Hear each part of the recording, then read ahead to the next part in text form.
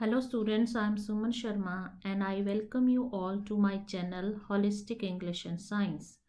तो स्टूडेंट आज आप करेंगे चैप्टर नंबर 8 आपकी एनसीईआरटी साइंस बुक से and the name of the chapter is how do organisms reproduce. तो मैं आपकी एनसीईआरटी बुक की पूरी डिटेल्ड एक्सप्लेनेशन दूंगी इस चैप्टर के बारे में। So student let's begin. सबसे पहले रिप्रोडक्शन क्या होता है कि reproduction is production of new organism from the existing one of same species कि जब एग्जिस्टिंग जो ऑर्गेनिज्म होते हैं उनसे न्यू ऑर्गेनिजम्स प्रोड्यूस होते हैं, लेकिन वो ऑर्गेनिज्म एक ही स्पीशीज के होने चाहिए और जो ऑर्गेनिज्म होते हैं वो सेम काइंड के होने चाहिए। Means same kind means humans produce human babies, like cats produce kittens and sunflower seeds produce sunflower trees. तो रिप्रोडक्शन ये होती है, means production of new organisms from the existing organisms of same species is called reproduction. Next होता है कि reproduction की importance क्या है, why reproduction, the process of reproduction is required. Reproduction होती है number 1 for the survival of the species, कि एक स्पीशीज खत्म ना हो, for the survival of the species, एक स्पीशीज इस अर्थ के अंदर सर्वाइव करे कि जो लिविंग ऑर्गेनिजम्स होते हैं they produce more organisms of their kind to maintain the life of their species on this earth. और सेकेंड इसकी इंपॉर्टेंस होती है to ensure the continuity of life on earth. तो जैसे human beings they reproduce by giving birth to the babies, then babies grow, they become adult and they also reproduce by giving birth to more baby, and in this way this process goes on and on। तो reproduction के दो फायदे हैं, for the survival of a species on the earth and second is just to ensure the continuity of life on the earth। Do organisms create exact copy of themselves, कि जो reproduction के बाद जो organisms बनते हैं क्या बिल्कुल identical होते हैं एक दूसरे के।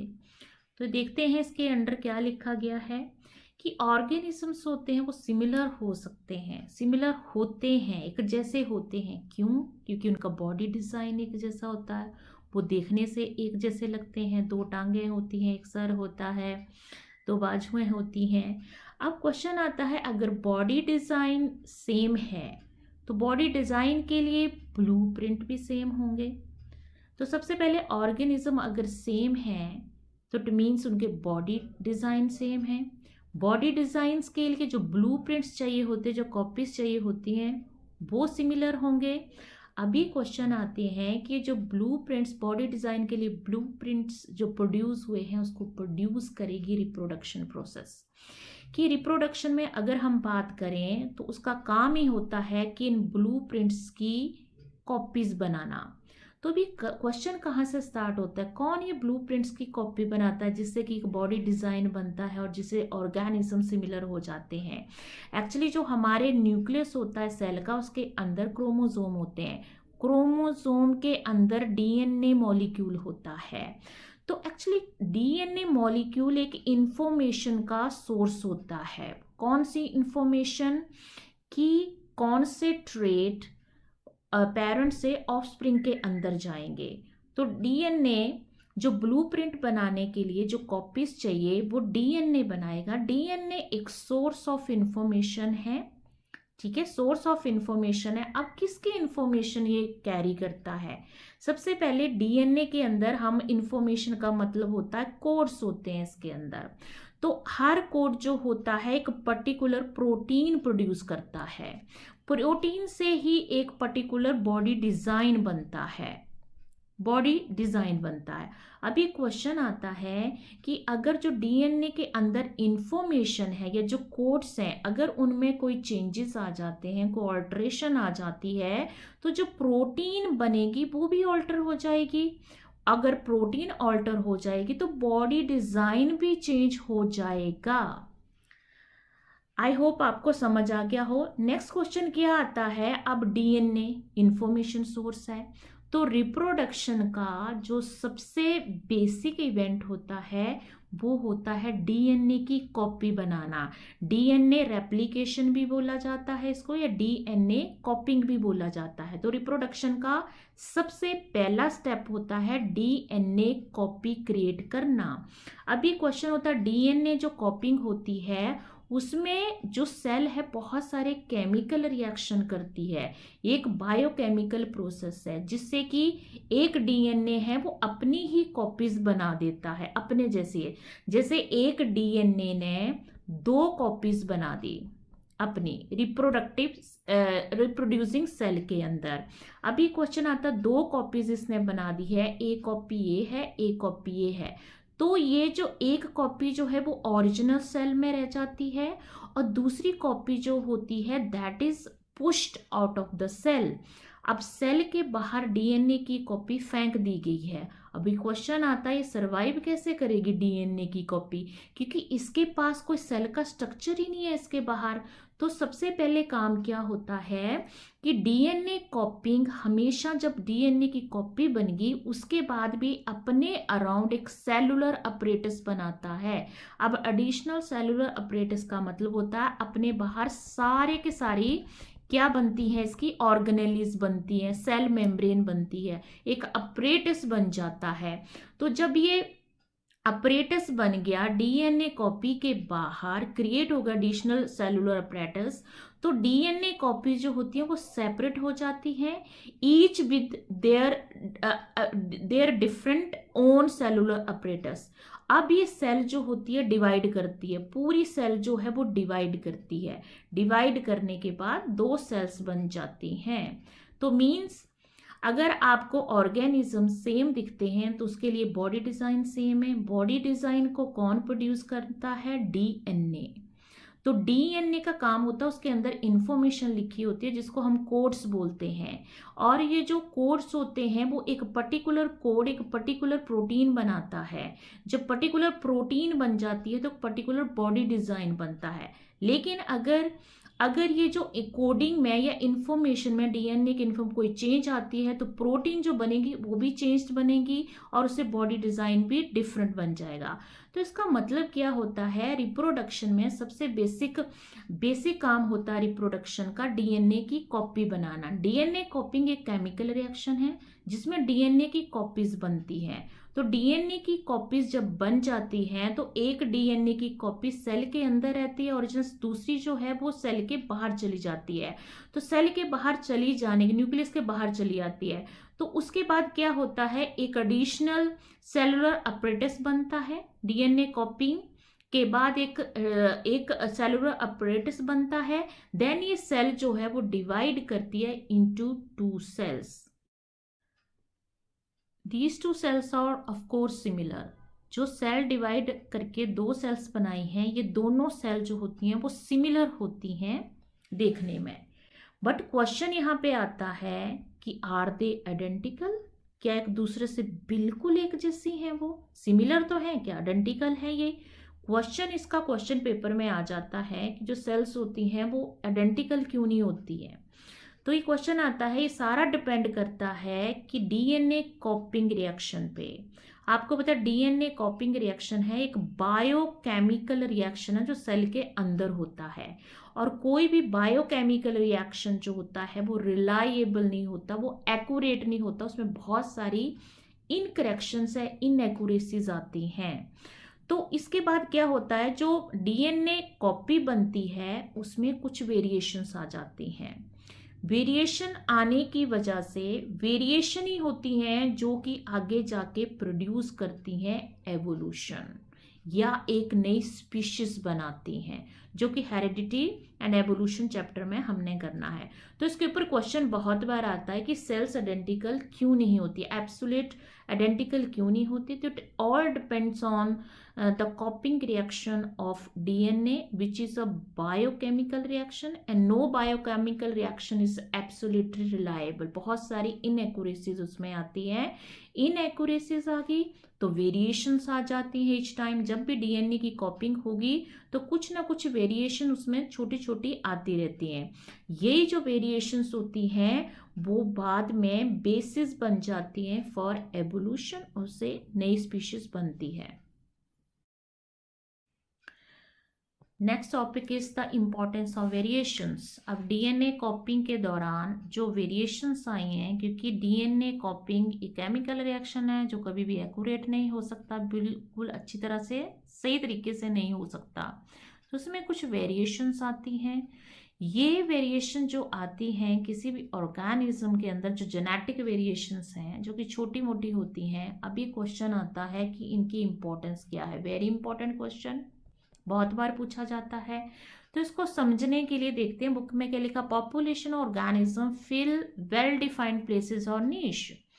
मतलब एक ऑर्गेनिज्म होता है, उसकी सारी की सारी पॉपुलेशन, जितने भी इंडिविजुअल्स हैं, तो वो एक एक निशे में रहते हैं या एक प्लेस में, एक हैबिटेट में रहते हैं, ठीक है। और वो उस प्लेस के लिए बहुत ही अपने आप को एडजस्ट कर लेते हैं, अडेप्ट कर लेते हैं, और वो जो एनवायरनमेंट है, वो हैबिटेट है, वो उस उनके लिए वेल सूटेड होता है, वहाँ पे सरवाइव करते हैं। अभी क्वेश्चन आता है कि सपोज इस निश में या इस हैबिटेट में जहाँ पे वो ऑर्गेनिज्म रह रहे हैं, पॉपुलेशन रह रही है, उसमें कुछ चेंजेस आ जाते हैं, ठीक है, कुछ ड्रास्टिक चेंजेस आ जाते हैं, या उसमें कोई जो एनवायरनमेंट है वो एडवर्स हो जाता है। कुछ लाइक क्या चेंजेस आ सकती हैं, लाइक टेम्परेचर वहाँ पर हैबिटेट का या बढ़ जाता है या कम हो जाता है, या वाटर लेवल जो है वो वेरी कर सकता है, ड्रॉट हो सकता है, फ्लड हो सकता है, या देर इज मीटरॉइड हिट कर देता है उसको। मीन्स वहाँ पर जो एनवायरनमेंट है, अगर उसमें ड्रास्टिक चेंजेस आती हैं, बहुत गर्मी बढ़ जाती है, ठंड हो जाती है, पानी की शॉर्टेज हो जाती है in that habitat of the organisms.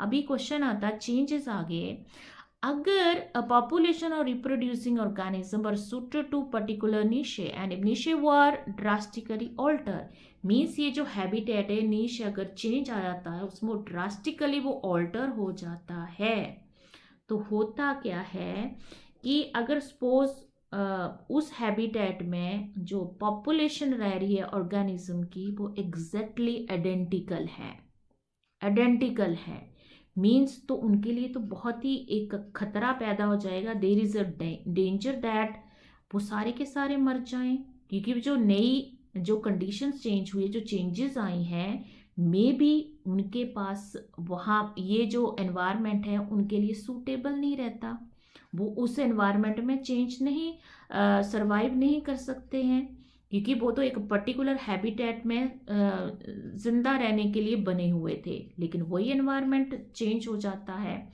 तो इससे क्या होता है, ऐसी कंडीशन के अंडर सारी की सारी स्पीशीज उस हैबिटेट से खत्म हो जाएगी या वाइप आउट हो जाएगी अगर वो सारे ऑर्गेनिजम्स आइडेंटिकल हैं, जो कि एक एडवर्स कंडीशंस चेंज आई हैं उस एनवायरनमेंट में, हैबिटेट में, उसको वो टॉलरेट नहीं कर सकते, सरवाइव नहीं कर सकते, सारी की सारी स्पीशीज खत्म हो जाएंगी। अभी क्वेश्चन आता है some variation were to be present in the few individual in this population. अब इस पॉपुलेशन के कुछ इंडिविजुअल हैं, कुछ ऑर्गेनिजम्स हैं, उनमें कुछ जेनेटिक वेरिएशंस हैं। कौन सी वेरिएशन है, टू टॉलरेट या to survive in adverse environment, जो उस एनवायरनमेंट में चेंजेस आई हैं उसमें वो सर्वाइव कर सकते हैं, तो there would be some chances for them to survive. अगर उनमें वेरिएशन आई हैं, variation to survive in adverse conditions of environment, तो वो जिंदा रहेंगे वहाँ पे, क्योंकि उनके अंदर एक सर्वाइवल रेट बढ़ चुका है। किसने बढ़ाया? क्योंकि उनके अंदर वेरिएशन आ चुकी हैं। तो इफ देयर वर पॉपुलेशन, अब इसके अंदर एग्जाम्पल आता है, ये क्वेश्चन बनता है, बहुत बार आता है कि अगर हम एग्जाम्पल लेते हैं कि सपोज बैक्टीरिया की पॉपुलेशन है और वो हैबिचुअल है टेम्परेट वाटर में रहने के लिए। टेम्परेट वाटर होता है which is neither very hot nor very cold. तो इसमें क्या कहते हैं कि टेम्परेट वाटर में रहते हैं कुछ पॉपुलेशन ऑफ सर्टन बैक्टीरिया, और वहाँ पे उस वाटर का टेम्परेचर बढ़ जाता है क्योंकि ग्लोबल वार्मिंग की वजह से उस वाटर का टेम्परेचर बढ़ जाता है। तो इसमें से क्या होंगे? Most of these bacteria would die, क्योंकि उनको आदत पड़ी हुई है, वो अडेप्टेड है टू टेम्परेट वाटर, जिसका कि वाटर का टेम्परेचर ना ज़्यादा है ना कम है। लेकिन अगर इस वाटर का टेम्परेचर बढ़ जाता है तो ये बैक्टीरिया तो मर जाएंगे, ठीक है। But the few variants resistant to heat would survive and grow further. लेकिन कुछ बैक्टीरिया जो उनके अंदर वेरिएशंस हैं, और वेरिएशन हमेशा किसी के सर्वाइवल को बढ़ा देती हैं, इंक्रीज कर देती हैं। तो ये जो वेरिएंट्स हैं जिनमें कि रेजिस्टेंस प्रोड्यूस हो चुका है to the heat would survive, मतलब ऐसे बैक्टीरिया जिनमें वेरिएशन आ चुकी हैं to tolerate any excess heat, तो वो क्या कर देंगे? वो डाई नहीं करेंगे, वो वहां पे सरवाइव कर सकते हैं। उस जो एक्सेस हीट वाटर में प्रोड्यूस है उसको वो टॉलरेट कर सकेंगे, सरवाइव कर सकेंगे और ग्रो करेंगे। तो variation is useful for the survival of species over time. तो वेरिएशन का बहुत बड़ा एक फायदा होता है कि ये सर्वाइवल को इंक्रीज करता है। एडवर्स एनवायरमेंटल कंडीशन में भी वो जिंदा रह सकते हैं। लाइक यहाँ bacteria which had some variations to resist heat would survive and grow further. तो ये क्वेश्चन बहुत ही इंपॉर्टेंट है। Modes of reproduction use by single organism. अब रिप्रोडक्शन के मोड्स 2 होते हैं। One is asexual and second is sexual. दोनों में मेन डिफरेंस है, एसेक्सुअल में सिंगल पेरेंट इन्वॉल्व होता है, कोई मेल और फीमेल नहीं है, सिंगल पेरेंट है। सेक्सुअल में 2 पेरेंट्स होते हैं, एक मेल होता है एक फीमेल होता है। और एसेक्सुअल रिप्रोडक्शन में जो न्यू डॉटर सेल्स बनते हैं, जो ऑफस्प्रिंग बनते हैं, वो जेनेटिकली आइडेंटिकल होते हैं क्योंकि सिंगल पेरेंट इन्वॉल्व है। एंड सेक्सुअल रिप्रोडक्शन में सिंस 2 पेरेंट्स इन्वॉल्व हैं तो जेनेटिकल वेरिएशंस आती हैं जो ऑफस्प्रिंग होता है उनके बीच में। तो मोड ऑफ रिप्रोडक्शन हम सबसे पहले we will touch upon asexual mode of reproduction. Asexual mode of reproduction by single organism. तो एसेक्सुअल रिप्रोडक्शन में आगे फर्दर बहुत सारे टाइप्स हैं, उसमें से है फिशन है, बडिंग है, फ्रेगमेंटेशन है, रीजनरेशन है, देन वेजिटेटिव प्रोपेगेशन है। तो 1 बाय 1 करके हम करेंगे। तो सबसे पहले हम एक्टिविटी कर लेते हैं। ये एक्टिविटी बायोलॉजी में बहुत इंपॉर्टेंट है। ऐसे कि पूरी साइंस में बायोफिजिक्स और केमिस्ट्री में एक्टिविटीज़ बहुत इंपॉर्टेंट होती है एनसीईआरटी की। इसमें से आई थिंक 20 मार्क्स का तो क्वेश्चन आते ही हैं। तो whether it is chemistry physics of biology, आप एक्टिविटीज़ करना बहुत ज़रूरी है। तो इसमें देखा है कि एक टेस्ट ट्यूब लेनी है, उसमें 100 ml वाटर लेना है, 10 ग्राम शुगर लेनी है और उसके अंदर ईस्ट डाल देनी है। और उसका माउथ जो है टेस्ट ट्यूब का वो प्लग से बंद कर देना है, यहाँ से कॉटन प्लग से बंद कर देना। तो अंदर ईस्ट भी है, शुगर भी है और वाटर भी है। अब इसको एक गर्म जगह पे रख देना टेस्ट ट्यूब को। 2-3 घंटों के बाद इस जो ईस्ट कल्चर है उसको बाहर निकालना है और उसको स्लाइड के ऊपर प्लेस करके कवर स्लिप लगा के उसको अंडर माइक्रोस्कोप चेक करना है। तो होता क्या है, ये ईस्ट है, ये रिप्रोड्यूस करता है और उसमें बहुत सारे ईस्ट सेल्स बनते हैं। सेकेंड एक्टिविटी है कि आपने एक स्लाइस ऑफ ब्रेड लेनी है और उसको डार्क, मॉइस्ट एंड नमी वाली जगह पे, ठंडी जगह पे रखना है और उसको क्या करो कि इस स्लाइस को मैग्नीफाइंग ग्लास से इस स्लाइस को ऑब्जर्व करना है 1 वीक के बाद। तो आप देखोगे कि इस ब्रेड स्लाइस के अंदर ऊपर एक मोल्ड है वो रिप्रोड्यूस करेगा, एक ग्रीनिश ब्लैक कलर का पैच दिखेगा जिसको ब्रेड मोल्ड बोलते हैं। तो ब्रेड मोल्ड की रिप्रोडक्शन होगी। तो दोनों ही एक्टिविटीज में रिप्रोडक्शन प्रोसेस होगी, एक में ईस्ट की सेल्स बनेंगी और एक में ब्रेड मोल्ड की न्यू सेल्स बनेगी। तो एक्चुअली डिफरेंट ऑर्गेनिजम्स होते हैं, दे रिप्रोड्यूस डिफरेंटली, ठीक है, depending on their body design, whether they are unicellular, they are multicellular. तो एसेक्सुअल रिप्रोडक्शन में फर्स्ट टाइप हमने करनी है फिशन। तो फिशन जो होती है, फिशन का मतलब होता है डिवाइडिंग इनटू 2 और मोर देन 2 इंडिविजुअल्स। तो फिशन का मतलब होता है टूटना, स्प्लिट होना। जब एक ऑर्गेनिज्म 2 या 2 से ज्यादा ऑर्गेनिजम्स में डिवाइड हो जाता है, स्प्लिट हो जाता है, तो उसको फिशन बोलते हैं। तो फिशन में एक पॉइंट जो याद रखने वाला है कि फिशन हमेशा यूनिसेलुलर ऑर्गेनिजम्स में होती है, ओनली यूनिसेलुलर में, जो 1 सेल्ड होते हैं ऑर्गेनिजम्स। इसमें तुम्हारा अमीबा आ जाता है, लिश्मानिया आ जाता है, पैरामीशियम आ जाते हैं। तो ये फिशन जो होती है यूनिसेलुलर ऑर्गेनिजम्स में होती है। तो आगे जो फिशन होती है further divides into 2 types, which is binary fission. Binary का मतलब होता है 2। जब एक ऑर्गेनिज्म 2 ऑर्गेनिजम्स में डिवाइड हो जाता है, then it is called binary fission. Means it is a process where the one parent organism divides to form 2 new organisms, उसको हम कहते हैं बाइनरी फिशन। तो बाइनरी फिशन किस किस में होता है? ये होता है अमीबा में, और दूसरा होता है तुम्हारा लिश्मानिया में, और तीसरा होता है तुम्हारा पैरामीशियम में। ये तीनों के तीनों ही दैट इज यूनिसेलुलर ऑर्गेनिजम्स हैं। तो तीनों में बाइनरी फिशन होती है। क्वेश्चन आ जाता है, एग्जाम्पल पूछ लिया जाता है कि बाइनरी फिशन किस किस में होती है। अगर अब ओवरऑल हम देखें तो जो फिशन है, चाहे बाइनरी है चाहे मल्टी सेलुलर है, वो बहुत सारे बैक्टीरिया और प्रोटोजोआ में होते हैं। तो अमीबा भी प्रोटोजोआ का एक एग्जाम्पल है। तो जब बाइनरी फिशन का मतलब split into 2 equal half during cell division. Cell division means reproduction. Like ये 5 मार्क्स का क्वेश्चन भी बहुत बार आ जाता है, स्टेट क्वेश्चन, कि explain the process of reproduction in amoeba. तो आपको बायोलॉजी में डायग्राम करना बहुत ज़रूरी होते हैं। तो अमीबा की हम बाइनरी फिशन करेंगे। तो सबसे पहले कोई भी सेल होती है वो पहले ग्रो करती है, अडल्ट होती है। अडल्ट होने के बाद इसका जो न्यूक्लियस है वो लेंथन होता है, लंबा हो जाता है न्यूक्लियस।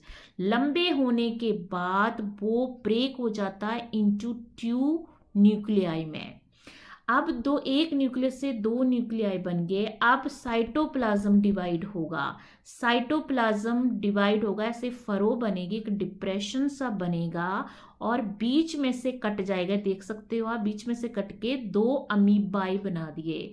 तो बाइनरी फिशन अमीबा में 1 amoeba produces 2 amoebae cells. That's why the reproduction in amoeba is called binary fission. तो अमीबा में बाइनरी फिशन नहीं होती है। हमारा लिश्मानिया भी होता है, जिसको कि हम कालाजार बोलते हैं, काला बुखार कॉज करता है, उसको लिश्मानिया कहते हैं। विप लाइक स्ट्रक्चर होता है, विप लाइक मतलब ये जो उसकी होता है फ्लैजिल्ला। तो इसमें क्या हुआ, सबसे पहले 2 न्यूक्लियाई बने जैसे अमीबा में हुआ था, फिर इसका साइटोप्लाज्म डिवाइड हुआ और बीच में से 2 फ्लैजिल्ला भी बन गए, विप भी बन गए, एंड सेकेंड इसके एक लिश्मानिया से 2 डॉटर लिश्मानिया सेल्स बन जाते हैं। तो अमीबा, लिश्मानिया एंड पैरामीशियम में बाइनरी फिशन होती है, 2 डॉटर सेल्स बनती हैं। अब नेक्स्ट टाइप ऑफ फिशन होती है, that is called multiple fission. Multiple fission का मतलब होता है जब वन ऑर्गेनिज्म डिवाइड होके मोर देन 2 डॉटर सेल्स बनाते हैं, मोर देन 2 ऑर्गेनिजम्स बनाते हैं। तो मल्टीपल फिशन का एग्जाम्पल, ये पहले डेफिनेशन कर देते हैं। When parent organism divides to form many new organism at the same time is called multiple fission. अब मल्टीपल फिशन का बहुत बड़ा एग्जाम्पल है जो हमारा मलेरियल पैरासाइट है। मलेरियल पैरासाइट को हम बोलते हैं प्लाज्मोडियम। प्लाज्मोडियम मॉस्किटो एनोफ्लीस के अंदर होता है। जो मॉस्किटो एनोफ्लीस है, फीमेल एनोफ्लीस है, उसके अंदर ये मलेरियल पैरासाइट होता है जिसको हम प्लाज्मोडियम कहते हैं। तो प्लाज्मोडियम के अंदर मल्टीपल फिशन होती है। कैसे होता है स्ट्रक्चर इसका, कि इसका एक सिस्ट होती है बाहर। जब भी कंडीशन अनफेवरेबल होती है तो ये जो प्लाज्मोडियम होता है, this is cytoplasm and this is nucleus, तो अपने अंदर ये सिस्ट बना लेता है जब अनफेवरेबल कंडीशन होती है। तो जब अंदर क्या होता है, ये जो न्यूक्लियस होता है वो मल्टीपल टाइम डिवाइड करता है और मल्टीपल न्यूक्लियाई बना देता है सिस्ट के अंदर। मल्टीपल न्यूक्लियाई बना दिए। अब जैसे ही फेवरेबल कंडीशंस आई तो ये सिस्ट जो है बस्ट ओपन हो जाती है और सारे के सारे जो ये प्लाज्मोडियम बने हैं, जो कि बहुत ज़्यादा बने हैं, वो हमारे ब्लड में रिलीज हो जाते हैं और मलेरिया कॉज करते हैं। तो प्लाज्मोडियम में हमारे मल्टीपल फिशन होती है। एक plasmodium cell divides to form many new plasmodium organism at the same time, जिससे कि पर्सन इन्फेक्ट हो जाता है with malaria. This is all about your fission process.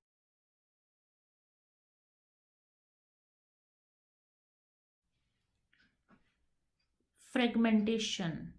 Fragmentation से पहले एक्टिविटी कर लेते हैं। Fragmentation means fragments means parts. तो इसकी डेफिनेशन कर लेते हैं कि फ्रेगमेंटेशन का मतलब होता है the breaking of a body of a simple multicellular organisms into 2 or more pieces on maturing, and each of the piece then grows to form complete new organism. तो एक जो ऑर्गेनिज्म होता है वो डिफरेंट पीसेस में breakup होता है, fragments में ब्रेकअप होता है। देन हर पीस जो होता है कंप्लीट न्यू ऑर्गेनिज्म बना देता है। सबसे पहले फिशन और फ्रेगमेंटेशन में डिफरेंस पूछा जाता है। तो मेन डिफरेंस होता है कि fission takes place in unicellular organism whereas fragmentation होता है सिंपल मल्टीसेलुलर ऑर्गेनिजम्स में। तो ये आ जाता है क्वेश्चन कई बार। सिंपल मल्टीसेलुलर ऑर्गेनिज्म होते मल्टीसेलुलर लेकिन सिंपल बॉडी ऑर्गेनाइजेशन होती है उनकी। ठीक है, तो पहले एक्टिविटी पढ़ लेते हैं हम। कहते हैं कि पॉन्ड या लेक में से वाटर कलेक्ट करिए, ऐसा वाटर जो कि डार्क ग्रीन कलर में लगता है, जिसका कलर डार्क ग्रीन हो। तो डार्क ग्रीन कलर एक्चुअली क्या है, it contains filamental structure. Filamental structure मतलब हम यहाँ बात कर रहे हैं कि उस वाटर जो डार्क ग्रीन कलर में है उसके अंदर स्पायरोगैरा के फिलामेंट्स होते हैं। स्पायरोगैरा कुछ नहीं होता, एक ग्रीन कलर का एक ऑर्गेनिज्म होता है जो कि पॉन्ड्स और लेक्स में मिलता है। थ्रेड लाइक स्ट्रक्चर होता है इसका, फिलामेंट टाइप ऑफ स्ट्रक्चर होता है। तो उसको हमने लेना है। मैं आपको ड्रॉ करके दिखा देती हूँ। इसका स्ट्रक्चर मोर लाइक दिस होता है, ऐसे। दिस इज न्यूक्लियस और ये ऐसे होता है। एक फिलामेंट ए बना दिया हमने, दूसरा फिलामेंट हमने ऐसे बनाना है। तो ये डार्क ग्रीन कलर का होता है और ऐसे बनाना है। तो ये ड्यू टू सम रीजंस ये जो होता है वो पीसेस में ब्रेकअप हो जाता है, पीसेस में ब्रेकअप हो जाता है और हर पीस एक न्यू फिलामेंट बना देते हैं, एक न्यू इंडिविजुअल बना देते हैं। तो ये जो फ्रेगमेंटेशन है ये स्पायरोगैरा में होती है जो कि पॉन्ड और लेक में मिलती है। तो पॉन्ड और लेक का जो कलर होता है वो ग्रीन कलर का होता है, तो उसमें स्पायरोगैरा की बहुत बड़ी कॉन्ट्रीब्यूशन होती है। तो इसमें कहा कि पॉन्ड या लेक में से आपने पानी लेना है जो कि पानी डार्क ग्रीन कलर का होता है। डार्क ग्रीन कलर का होता है, और डार्क ग्रीन कलर मीन्स उसमें स्पाइरो वगैरह है। तो उसके बाद आपने क्या करना है, इसको स्लाइड के ऊपर रखना है 2 या 3 फिलामेंट्स, उसके ऊपर ग्लिसरीन डालना है और उसको कवर स्लिप से बंद कर देना, कवर कर देना। अब इसको, इस स्लाइड को which has these filaments on it, उसको माइक्रोस्कोप के अंडर आपने ऑब्जर्व करना है। आप देखोगे वहां पे different tissues in the spirogyra filaments में। तो स्पाइरागैरो में जो टाइप ऑफ रिप्रोडक्शन होती है दैट इज फ्रेगमेंटेशन। आपको जस्ट इतना याद रखना है।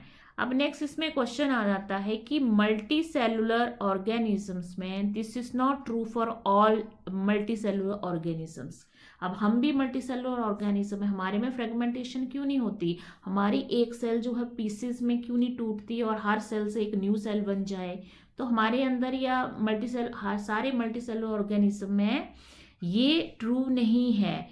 क्यों? कि सेल टू सेल डिवीजन हो, रिप्रोडक्शन हो, क्योंकि हमारी जो ऑर्गेनाइजेशन है वो बहुत हाई डिग्री ऑफ ऑर्गेनाइजेशन है। जैसे हर एक सेल होती है वो टिश्यू बनाती है, टिश्यू से ऑर्गन बनता है, ऑर्गन से ऑर्गन सिस्टम बनता है, and finally organ system make up organism.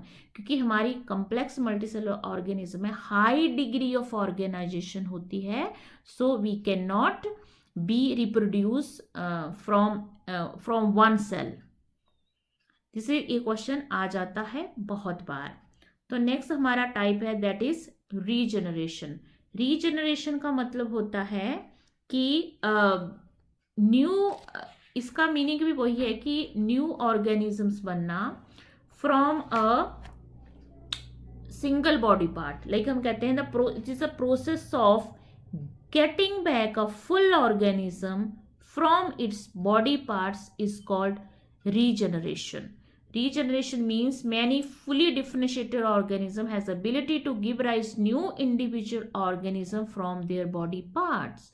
तो किसी भी बॉडी पार्ट से एक न्यू ऑर्गेनिज्म बन जाता है, रीजनरेट हो जाता है, उसको हम कहते हैं रीजनरेशन।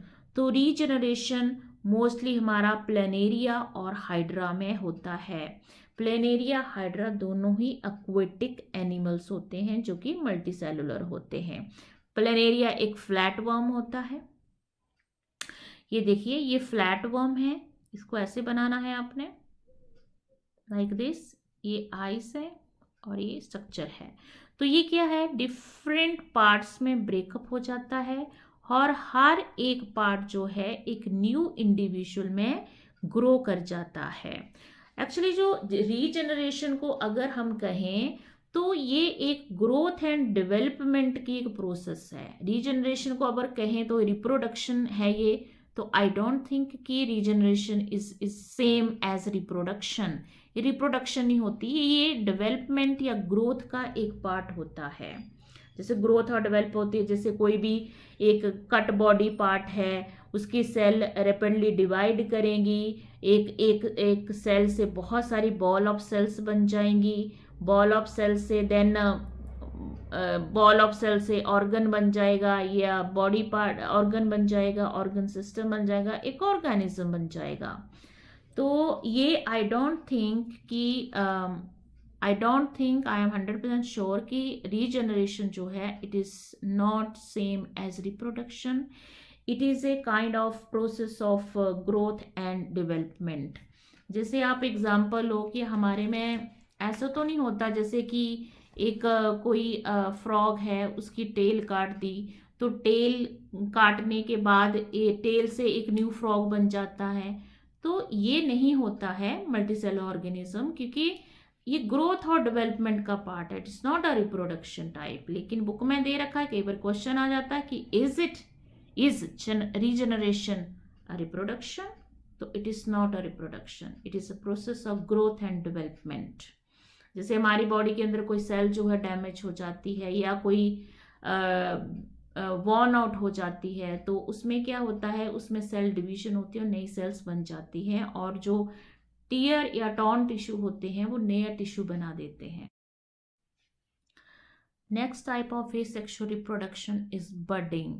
तो बडिंग का मतलब क्या होता है कि it is in budding a small part of body of parent organisms that grows out as a bud which then detaches and becomes a new organism. तो ये सिंपल मल्टी सेलुलर ऑर्गेनिज्म में होती है बडिंग प्रोसेस। तो बड क्या होती है, एक पेरेंट ऑर्गेनिज्म में एक आउटग्रोथ जो है, छोटी सी आउटग्रोथ फॉर्म होती है माइटोटिक डिवीजन की वजह से। ये देखिए छोटी सी आउटग्रोथ फॉर्म हुई है जिसको हम बड कहते हैं। और बड जो होती है ग्रो करती है, ग्रो करने के बाद वो प्लांट से डिटैच हो जाती है और ये जो बड होती है एक न्यू ऑर्गेनिज्म बना देती है। तो ये बडिंग सिंपल मल्टीसेलुलर ऑर्गेनिज्म में होती है और ये दो ऑर्गेनिज्म है जिनके जो बडिंग रिप्रोडक्शन करते हैं, which is hydra and second is east. दो में होती है। तो हाइड्रा का दे रखा है ये। तो हाइड्रा में क्या होता है, आपको बनाना कैसे हाइड्रा कि ऐसे बनाइए। ये मैं आपको सारे एक वीडियो बना दूंगी, सारे जितने भी बायोलॉजी के डायग्राम इंपॉर्टेंट है वो आप कर लेना। तो नेक्स्ट क्या होता है कि इसके अंदर एक वर्ड आपने दिखा देनी है। देन वर्ड को आपने सेकंड में दिखा देना है। इसका माउथ है, इसके टेंटिकल्स हैं, ये बड़ी होगी। देन आगे ये डिटैच हो जाएगी, नेक्स्ट में डिटैच हो जाएगी और एक नया हाइड्रा बन जाएगा। तो ये जो बड है डिटैच होके एक न्यू हाइड्रा फॉर्म कर देती है। तो बडिंग बड की वजह से होती है। तो बड क्या है, आउटग्रोथ होती है जो किसी भी ऑर्गेनिज्म के हाइड्रा के या ईस्ट के साइड पे फॉर्म होती है। तो सेकेंड होता है हमारा ईस्ट के अंदर।